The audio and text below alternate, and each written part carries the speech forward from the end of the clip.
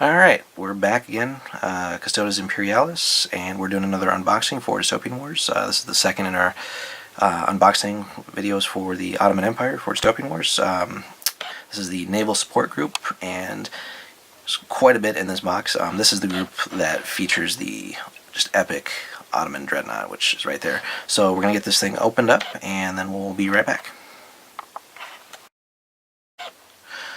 Alright, we're back. We got everything unboxed. Just give you kind of an overview of the fleet contents here. So let's focus in here. We get another 11 tiny flyer tokens.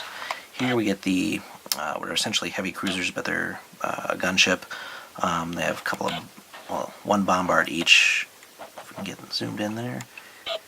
And some pretty hefty broadsides, which is another feature of the Ottoman fleet. Moving on. Got 4 destroyers. We'll zoom in there. Really nice, just extremely well detailed, as with everything from Spartan. And then here we have some frigates / escorts. And I gotta be honest, I'm really not a fan of the fact that they chose to make these metal when you have other tiny ships or small ships here that are in resin. Making these in metal just doesn't seem all that smart, I guess, or all that nice, but at least they're one-piece models. There's nothing to put together here, and as with some of the Ottoman ships, they can skim, so they also come with a flight stand. But again, just would have been nice to see these in resin, maybe. Moving on, also the flyers that come with it here, so the medium flyers. Not a bad model at all here. We get zoomed in. Some 2 massive engines, essentially, and then not sure what these guys have anymore in the way of guns, but let me flip that over. Pretty sure they have bombs, but we'll check that in a minute. But the reason, of course, for buying this box is this beast right here. This is the Ottoman Dreadnought, and this thing is just covered in guns. Let me turn this around, actually face it forward. Alright, so what we have here, as you can see, broadsides for days here, just 3 decks of that front to aft.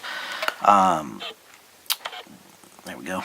2 massive bombards facing forward. The 2 empty pegs here, that's actually where the main turrets go, so even more firepower.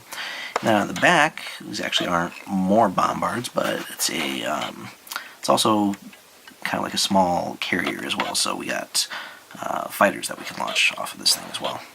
So just a massive, massive ship. We can compare that maybe to the sort of next biggest ship that we have here. So that being essentially a heavy cruiser, and that being the Dreadnought, of course. Just massive, and just all kinds of insane details.